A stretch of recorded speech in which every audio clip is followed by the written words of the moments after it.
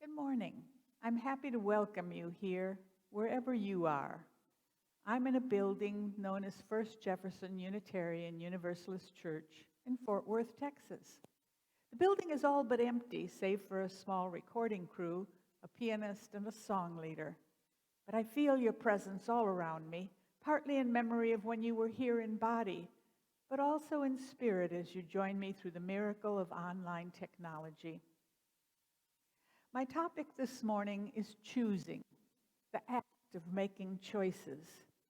The Board of Trustees has chosen to remain closed to in-person services until the number of cases of COVID-19 and the number of deaths from this terrible disease have become much fewer. Every day that this pandemic lasts, we are becoming more and more aware of how the act of choosing affects our lives and of the necessity to choose wisely.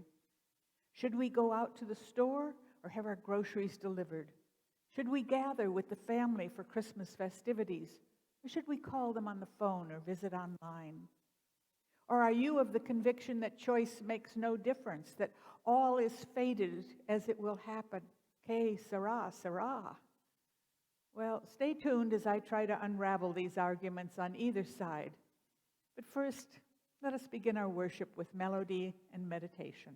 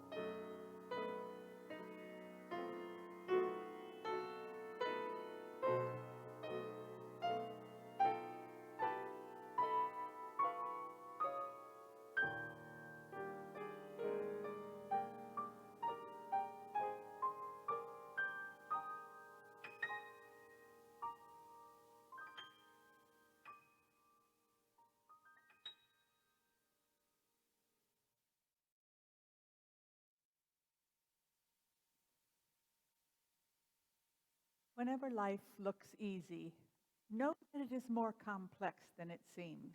The simplest, most profound pieces of art have exquisite planning in them. The melody line rises to the surface because it has been played out in the composer's mind and the notes arranged and rearranged until all the intricate connections are designed for clarity.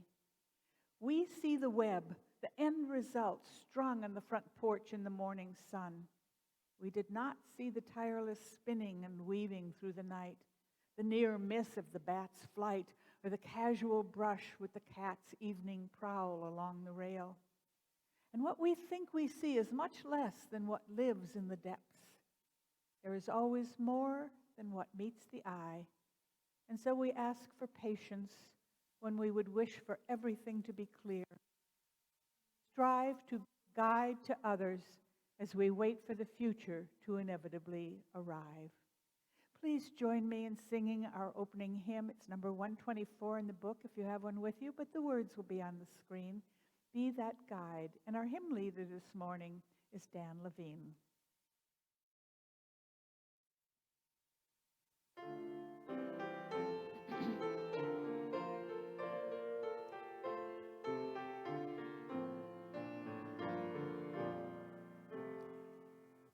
Be that guide whom love sustains, rise above the daily strife.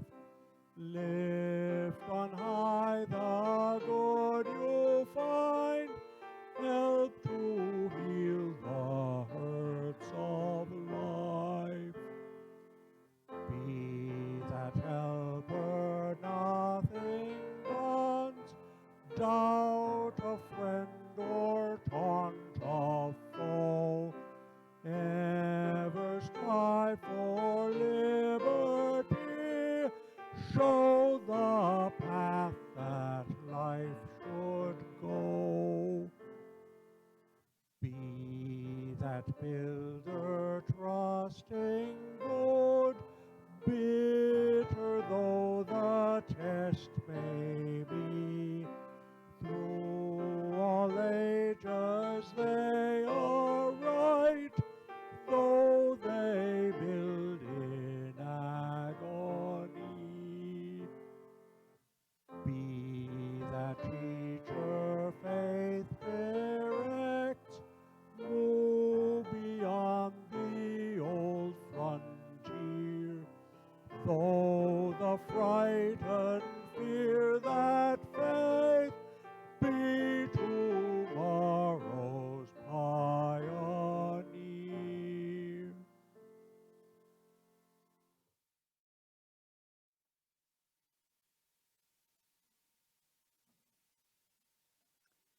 Please join me in saying our chalice lighting this morning.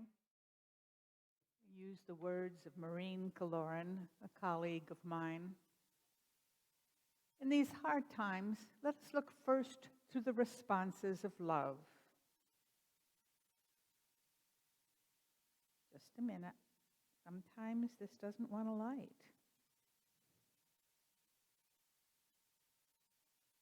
But I have a secret weapon.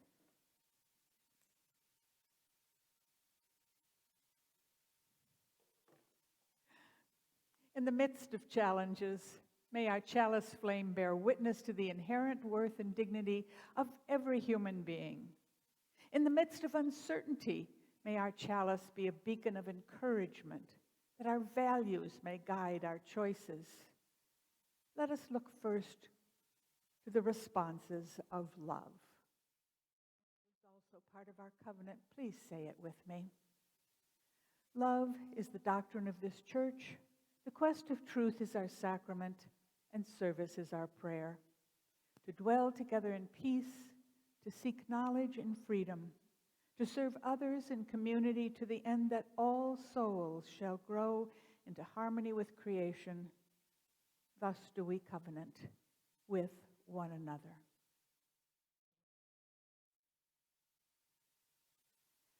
I chose this topic of choosing because I came across a lovely reading by a man born in 1875, and the reading was about why he chose to become a Unitarian minister. He was a Jamaican man, a man of color, who was discouraged by the American Unitarian Association from attending a Unitarian seminary because they would have no church in which to place him. That is, no church with members of color. None. None existed at that time, but he chose to do it anyway. And I was intrigued by his rationale, inspired by his careful examination of all sides of the question before him. What do I do with my life? The questions I asked myself on the topic of choices are the ones I now ask you to consider this morning. What important choices have you already made in your life? How do you go about doing your choosing? And finally, what do you do with regrets if your choices prove false? I will respond to these questions myself as well, but I might as well share with you what I discovered when I started to research this topic. I knew there was a long-standing argument in the Christian church community about whether or not we can make choices, the argument for free will, as opposed to determinism or fate. It has been an argument 2,000 years in the making. Actually, I downloaded 38 pages from the internet titled Major Historical Contributions to the Notion of Free Will. Well, unless you're a theologian or a philosopher, I'm sure you aren't interested in that much information on the topic. And if you are a theologian or a philosopher, I'm going to assume you already understand both sides of the debate. So I'm going to stick with my original 3 questions, which are about your own experiences, throwing in just a modicum of history as I share my thoughts on the topic. For now, however, let's share a story for all ages.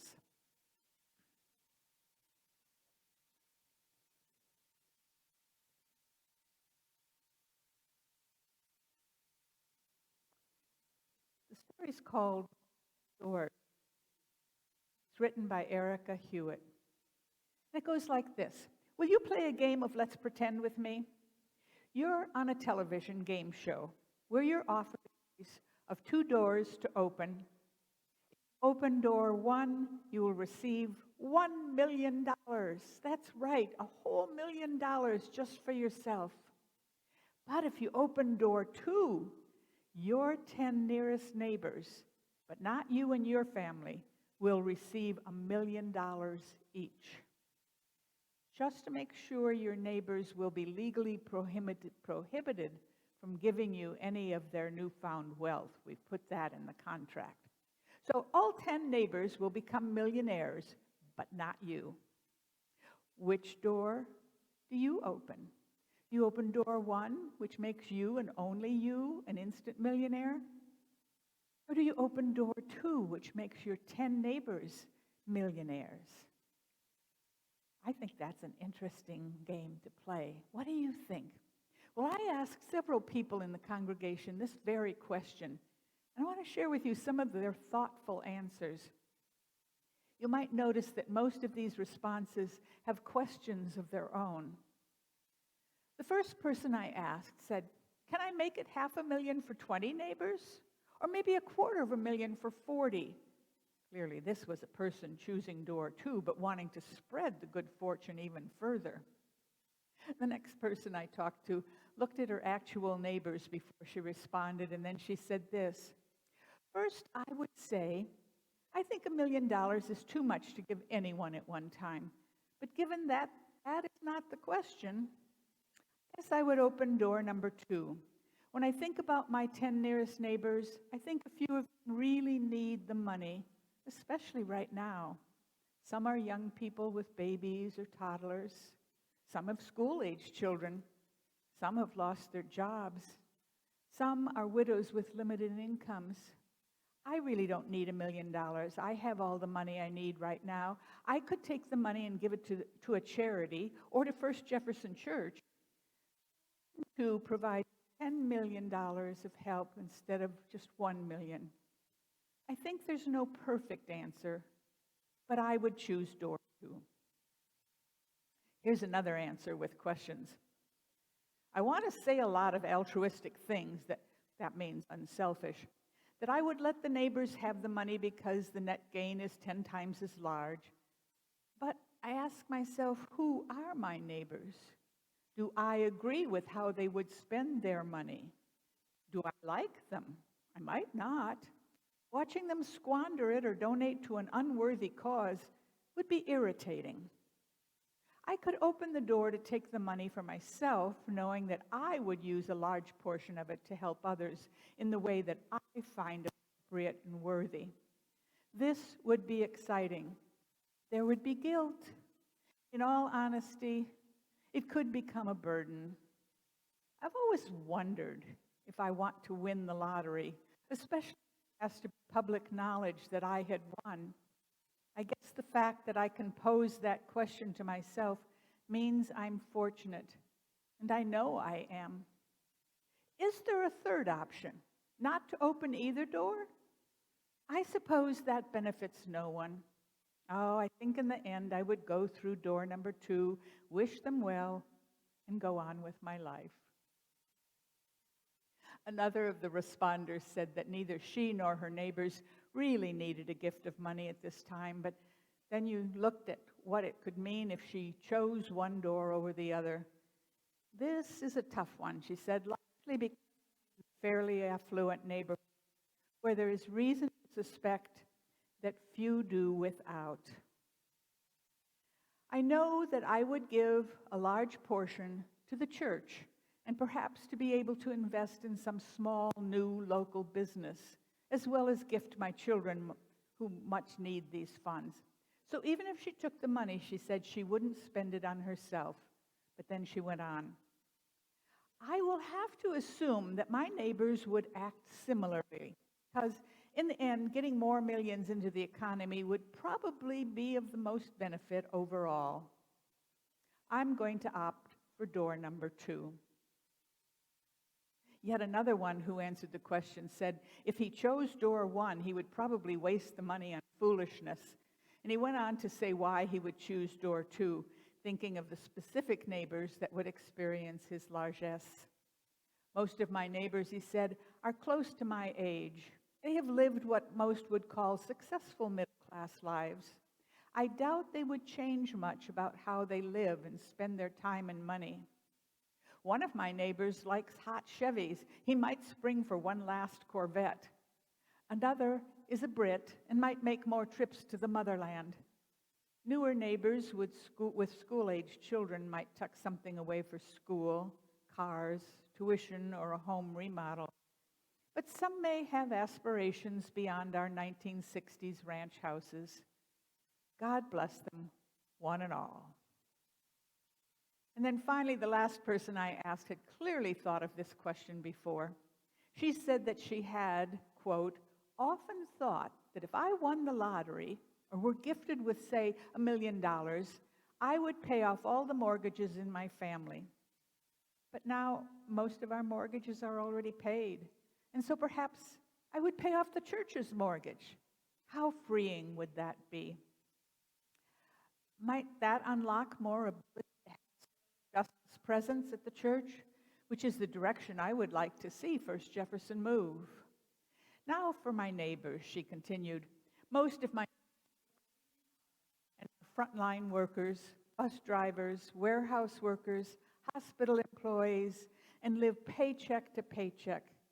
How awesome would it be to help them have some financial stability?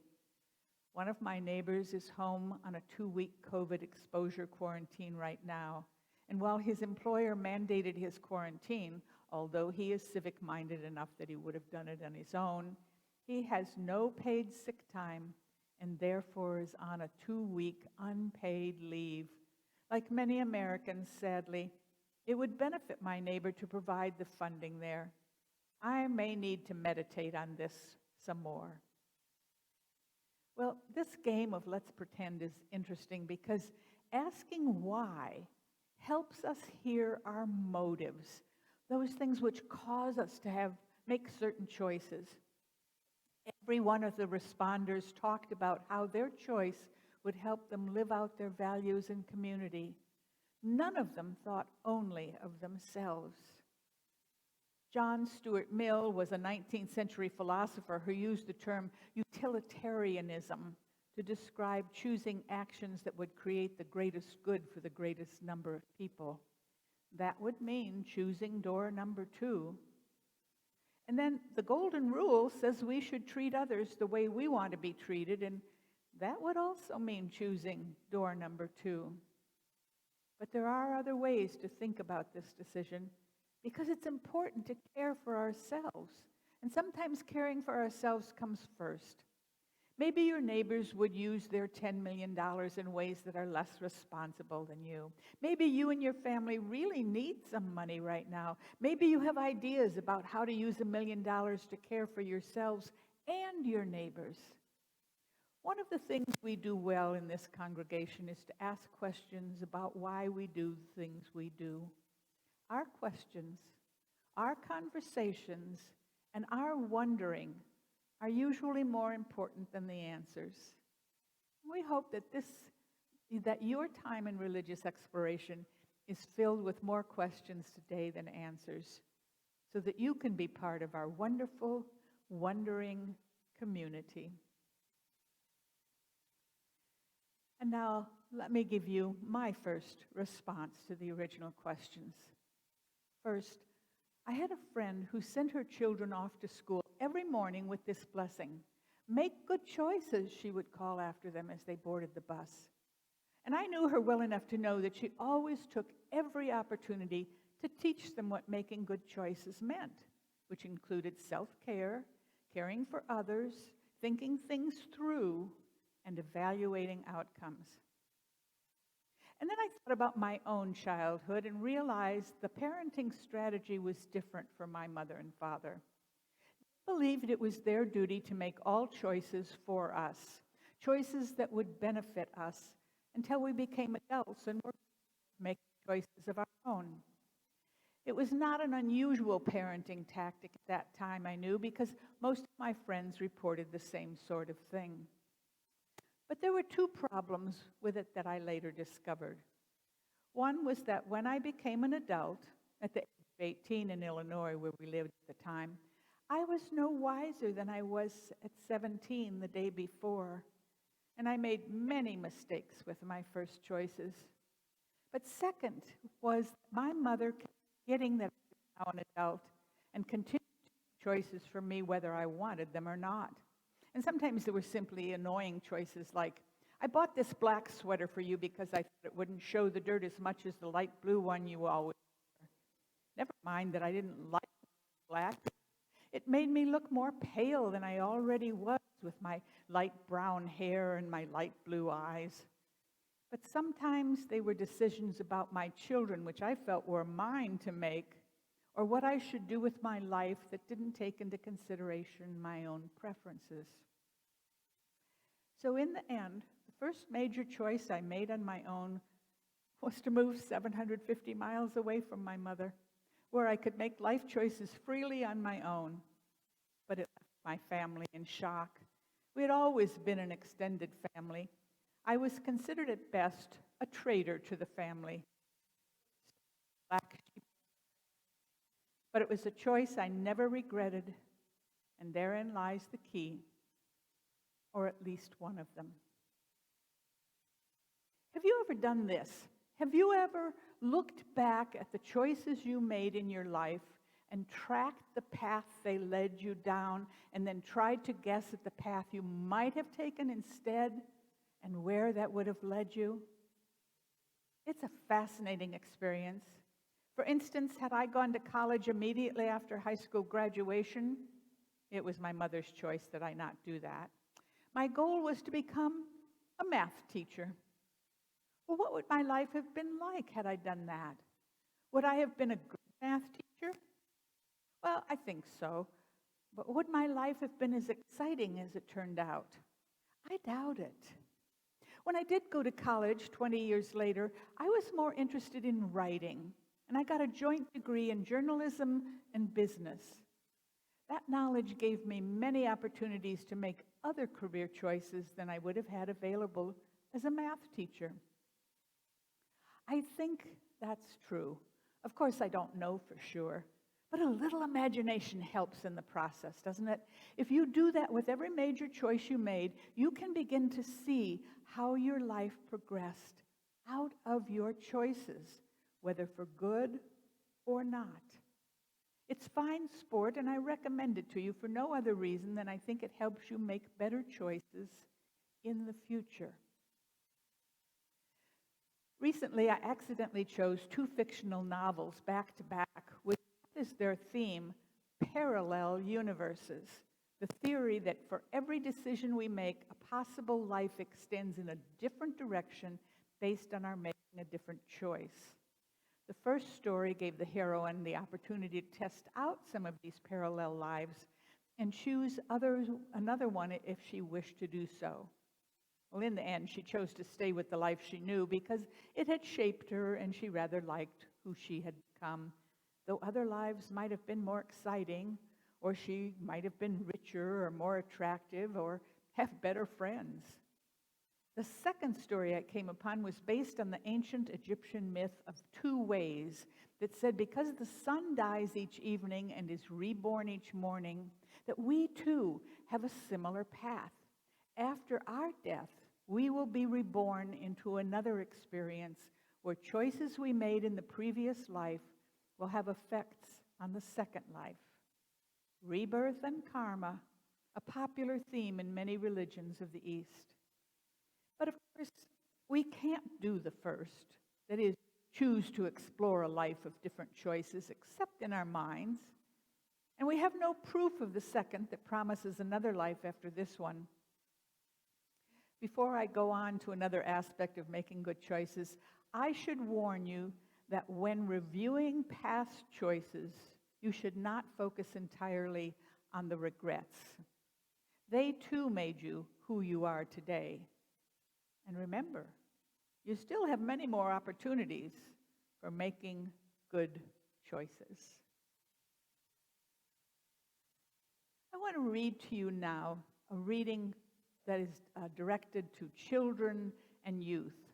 I came across this reading, Advice for Children and Youth, that might help you who are parents, young families, how to teach the art of choosing. If children and youth are still about, I would recommend they listen to the reading as well. It goes like this. Once you were infants, dependent upon our love and the wisdom of others.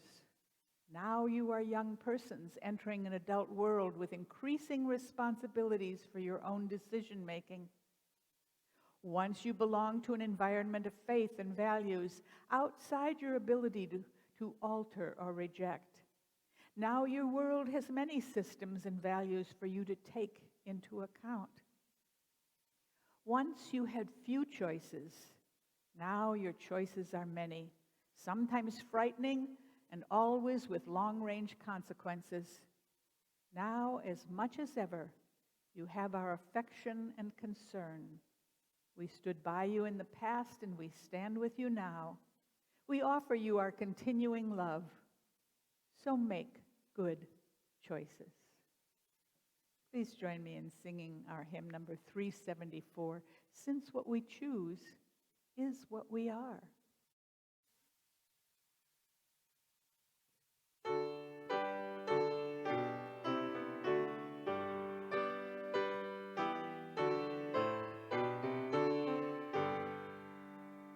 Since what we choose is what we are, and what we love we yet shall be, the goal may ever shine afar, the will to win it makes us free.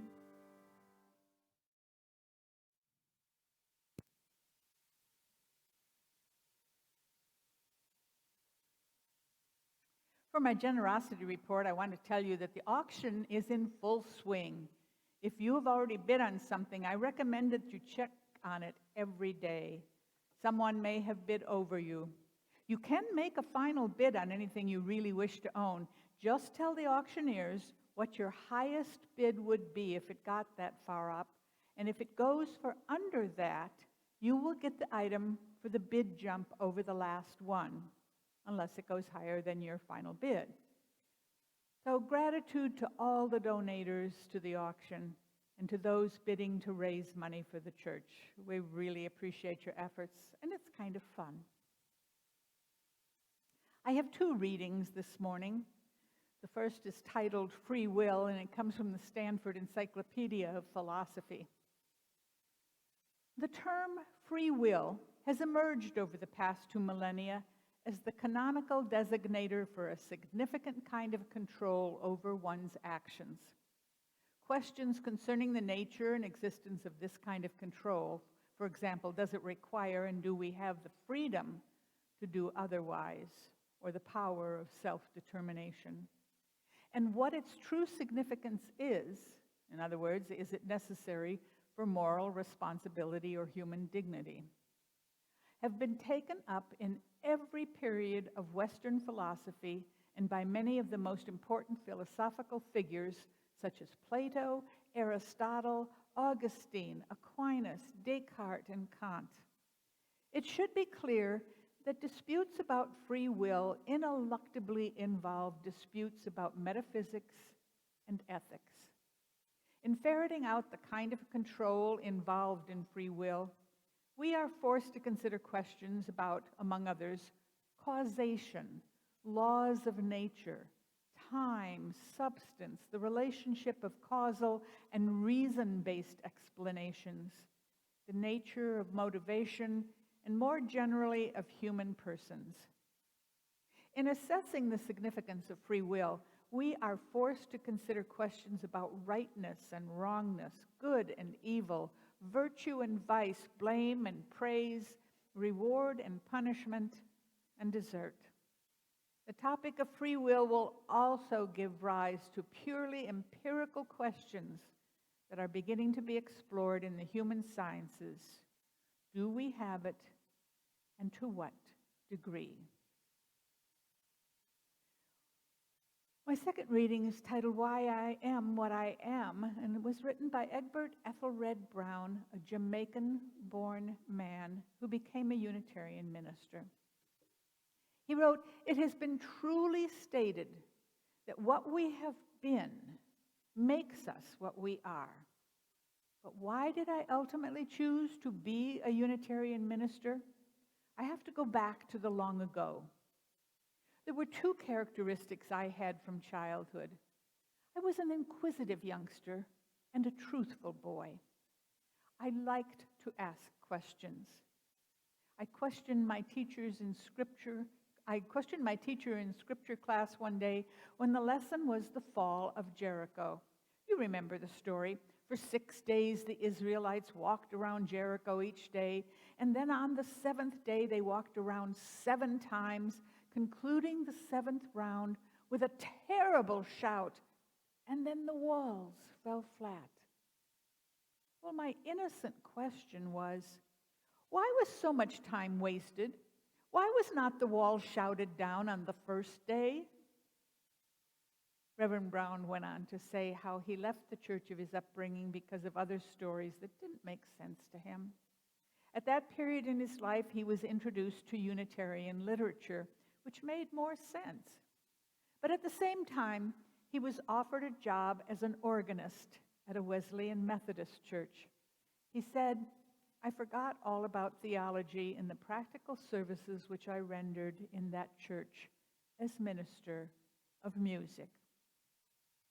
Then came 1907, the year of decision. One day I received 2 letters, one from the bishop of the African Methodist Episcopal Church, practically accepting me as a candidate for the ministry of that denomination, and the other letter from the president of the Meadville Theological School, Unitarian, accepting me as a student in the school, but frankly informing me that there was no colored Unitarian church in America at that time, and as no church in America was likely to accept a colored man as its minister, the school could hold out no prospect of assignment after my graduation. I had applied to both schools, but no sooner had I posted the letters than all the old doubts and rejections of orthodoxy teachings faced me, as well as the acceptable doctrines of Unitarianism to which I was introduced when I severed my connection with the Episcopal Church.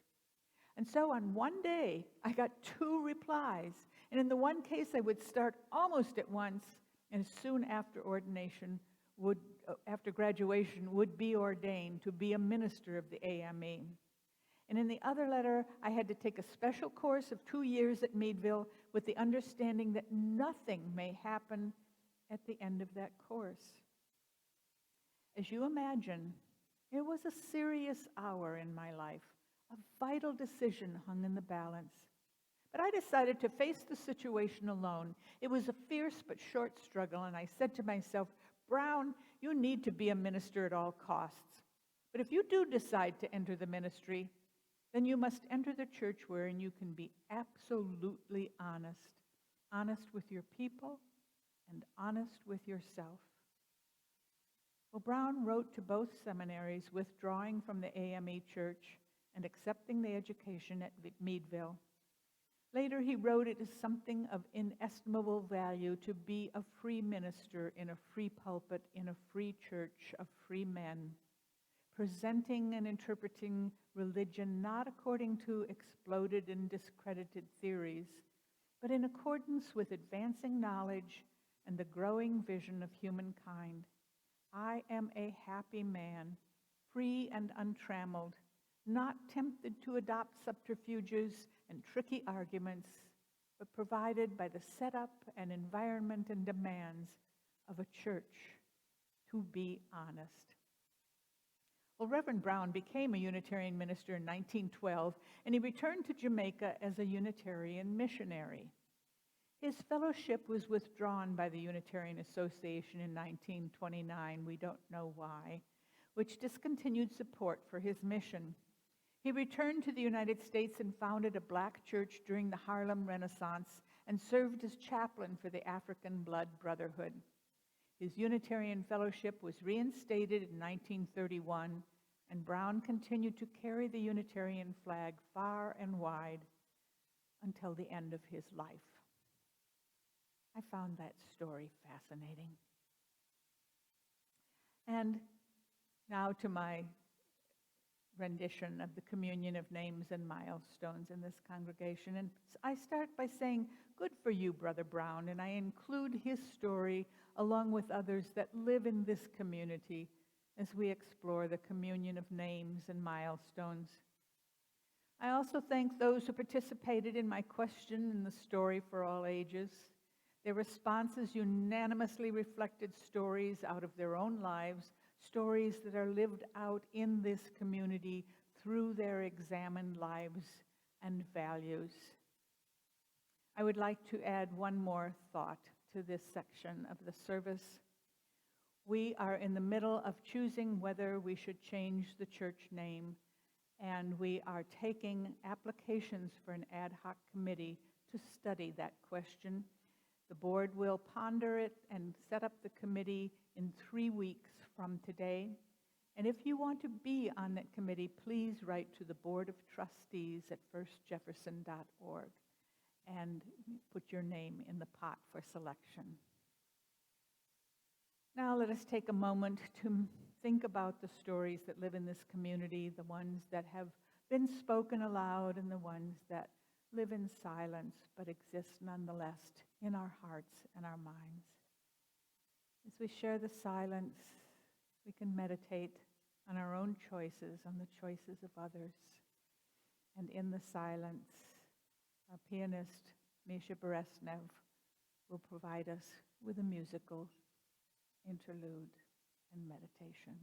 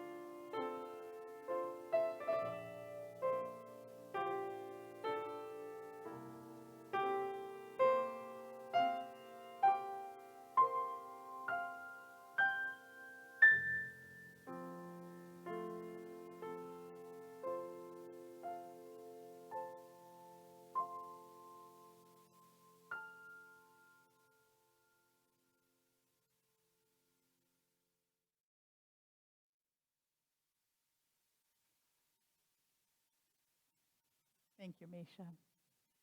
My second response, I will comment some more on the topic of choosing. I am utterly fascinated by the intersection of philosophy and life, theory and the living of it, if you will. So I want to look first at some of the arguments for and against free will, the human ability to make choices in the first place.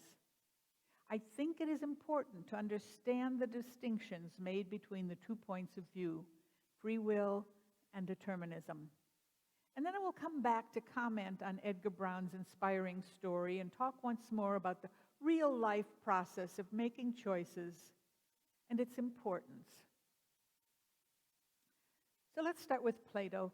Plato thought the human soul was composed of 3 parts: reason, spirited nature, or the desire to act reasonably, and passions or base desires. Man, he feared, was enslaved by his passions. It's the same conclusion that Buddha made. Passions are in control, he thought, and need to be subjugated by the other 2, reason and spirit. Freedom for Plato then was self-mastery, gained only by rigorously developing the virtues of wisdom, courage, and temperance in order to better understand and pursue the good, beginning with reason. Now, Aristotle, who followed Plato, agreed to some extent, but on the other hand thought that goodness or virtue became a habit when one chose consistently well from the beginning, but resulted in evil or viciousness when one chose consistently poorly. Good choices, he said, resulted in a good character, and it was character then that dictated future choices. But his critics asked if character was habit, whether a person with good character or bad had any real choice in his more mature actions, or if character was simply the fate of the person acting from habit and not from reason. Well, philosophers care about such things, for they feel it their responsibility to teach us how best to utilize our human abilities. Augustine, with his adult conversion to Christianity, posited that good came only from God and that evil was introduced into the world by the sins that took place in the Garden of Eden. Augustine, who believed in free will, like Plato, thought we are shaped by our wrongly ordered desires, but if we are aligned with God, then God's grace will assist us in making the right choices. Well, from that point on, philosophy was linked with God's will, to the effect that one could argue either for or against it, depending on how much God allowed it. For instance, would God create a world that is not of the best possible world? Well, of course not. Therefore, he could not have given humans choice, because they would not always make the best choices, and the world would suffer. Therefore, was the thinking, our actions are posited ahead of time to create lessons for humanity according to God's previous plan. Still, others thought that without free will, there would be little reason for us to act morally. If the afterlife was a reward or punishment for the choices we made in the before life, why behave morally at all if there were no rewards to earn? In other words, are we subject to responsibility for our actions or not, if they were planned by God? And on it went throughout history, one side making a statement and the other proving it wrong or impossible. The argument continues today, but theory aside, the lived life is not made in eternity. It is contained within a period of years, having a beginning and an end. And these walls of finiteness are, for now, all we can know. I can only assume that if we believe we have choices over what we do, then we must study on how to make the best choices. If we don't believe we have choices and what we do is preordained, that too is a choice. Otherwise, why would we have words like should or could have? Well, let us assume then, for argument's sake, and because I believe it to be true, that we do have free will, that we are able to choose.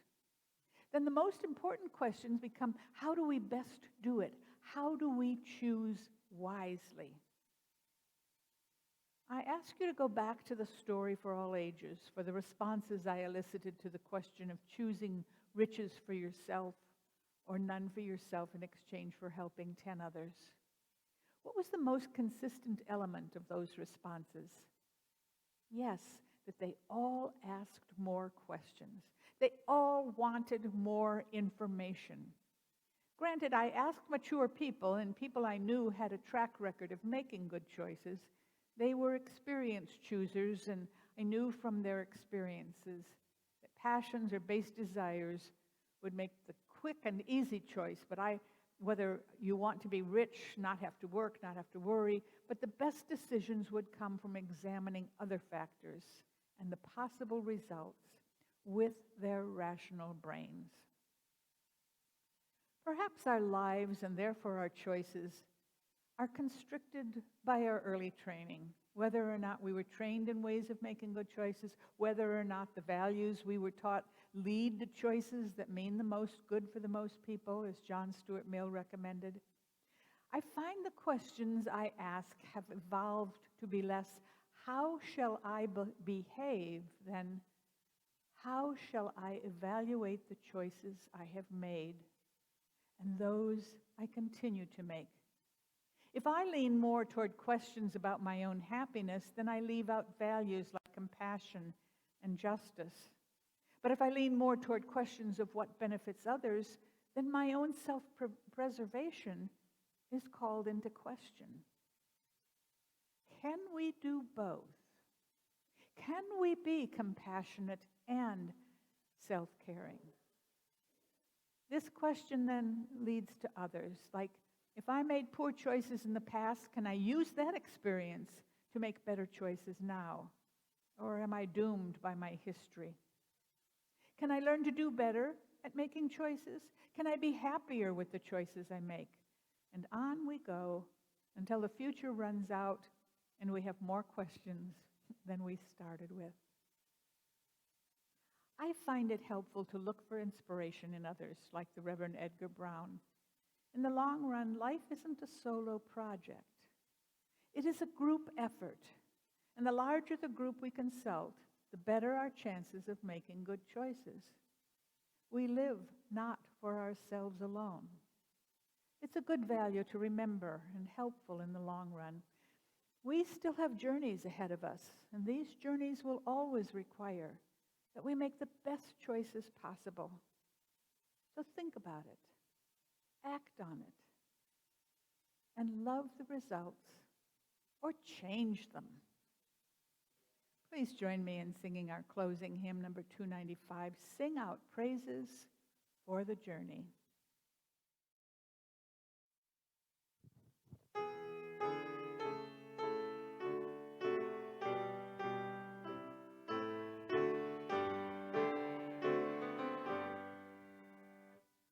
Sing out praises for the journey, pilgrims we who carry on, searchers in the soul's deep yearnings, like our forebears in their time. We seek out the Spirit's wholeness in the endless human quest. Look inside your souls, the kindling of the hearth fire pilgrims new. Find the Spirit always restless, find it in each mind and heart. Touch and hold that ancient yearning, kindling for a new-found truth. Stand we now upon the threshold, facing futures yet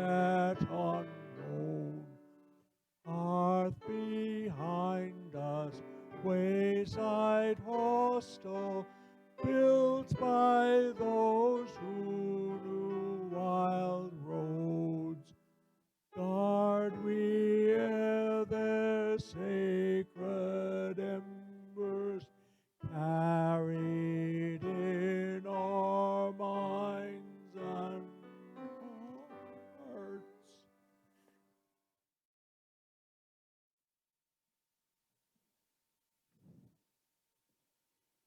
Our chalice has burned as a symbol of love and community.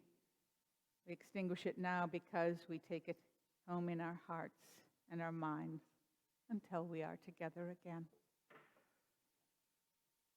So, wash your hands, wear your masks, keep social distance, and make good choices. So may it be in all our lives.